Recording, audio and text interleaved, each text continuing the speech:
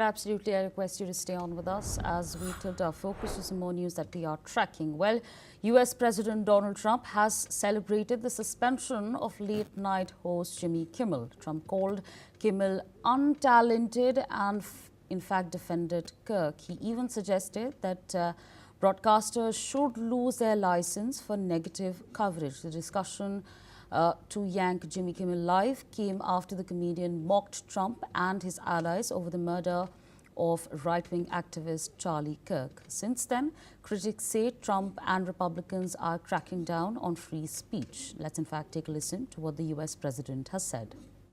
A lot of people, anybody could replace him. The guy had no talent. Kimmel had, look, he was fired, he had no talent.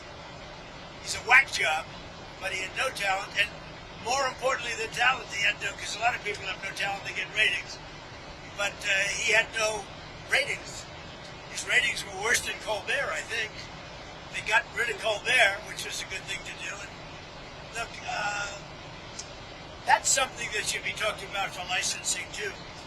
When you have a network and you have evening shows and all they do is hit Trump, that's all they do.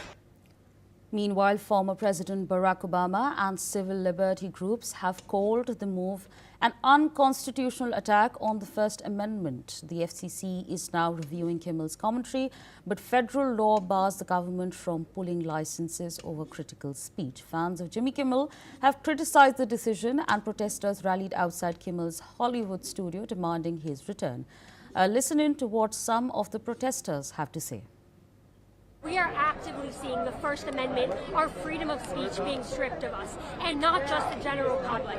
Those rich, white, famous men like Colbert and Kimmel, who have a gigantic platform and still are being deplatformed.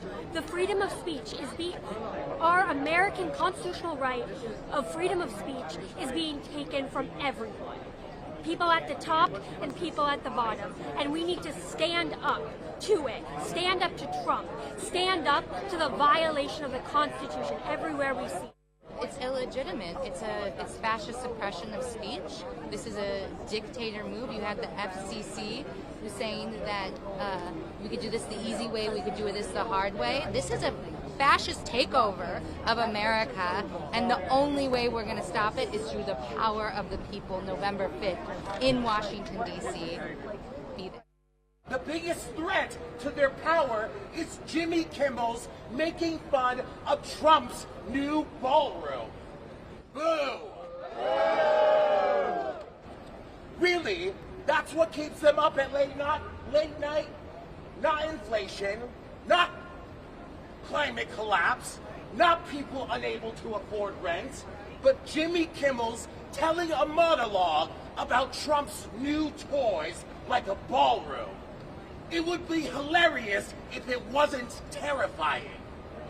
Because what just happened isn't about one guy losing a show. It's about a government testing how far it can push censorship. Well, joining us at this point in time is Daniel Bloom, political commentator, joining us from Los Angeles, California. Thank you so much for your time speaking to us on NewsX World. I'd like to understand from you, what exactly is the sentiment on the ground at this point in time with the suspension of the Jimmy Kimmel show? Well, it's interesting how the party that started cancel culture is now upset when the shoe is on the other foot, that their own guys are getting canceled. All of a sudden, they're screaming free speech. When I remember back in 2020, when anyone even breathed anything that would remotely sound racist, they were immediately taken off the air. And there was no screaming of free speech then. Jimmy Kimmel was not making jokes. The country is grieving. Charlie Kirk, whether you like him or not, was a calm, rational debater. And for Jimmy Kimmel to say that this was done by someone on the inside MAGA party and using this assassination for political gain is despicable. And I'm sorry, you created cancel culture. Don't complain about it being with your guy being canceled. Well, absolutely. Mr. Spencer Critchley is also with us on the broadcast. I'd like to understand from you, of course, now we've heard the statements that have been made by Ms. Bloom. She said that Jimmy Kimmel was not making jokes. It was a very insensitive statement that was made at a time when people were mourning the loss of Charlie Kirk. What do you essentially make of the decision that has been made to cancel Jimmy Kimmel's show?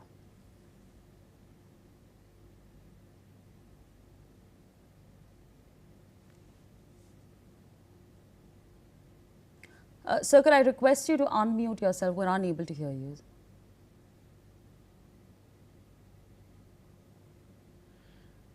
If a private corporation fires an employee, they have wide latitude to do that, including if the employee says something that they feel has damaged the reputation of the company, for example.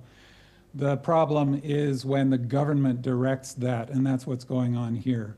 So we could argue about what Jimmy Kimmel said. I think that's being hyped up dramatically, but it's irrelevant to the issue at hand. The government here is directing private corporations to hire and fire people based on their speech, and that's a direct violation of the First Amendment of the United States Constitution. So, like President Trump is directly violating Article 1 of the Constitution, which gives lawmaking power to the Congress, he's violating the First Amendment, which protects free speech. So that's the key issue here. In terms of the argument that the left is engaged in cancel culture, so you should just accept it. This is the same whataboutism argument that comes up frequently, and whoever engages in whataboutism is essentially advertising the fact that they have no moral standards if you look at the logic of it, because what whataboutism depends on is, what about the time you did the worst behavior I can think of that your side did? I demand the right to behave that way. So essentially you're saying we should be engaged in a death spiral towards the lowest possible moral standards. So the worst, whatever the worst is that one side does, the other side automatically should be allowed to do that. Obviously that makes no sense, and obviously nobody would really want to live that way. You certainly can find examples of cancel culture on the left. That's where the phrase originated. And I would say there is a problem with an illiberal left that actually does not believe in liberalism, the philosophy on which the United States was founded, the philosophy of freedom, equality, democracy, etc. And it's an unrecognized and poorly understood problem, I think. It's not a problem of the far left as if there's only one left. This is a problem of a very different kind of left that does not believe in liberalism. And the same problem exists on the right.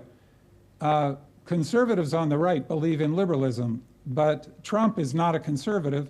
He's on the illiberal right. He does not believe in liberalism, the same philosophy that I just referred to on which the country is founded. And I actually think the far more serious problem in the United States is not a contest between the left and the right. It's a contest between people who believe in liberalism and people who do not believe in liberalism, whether they're on the left or the right. Right, absolutely. With that, Mr. Spencer Critchley, thank you so much for taking our time speaking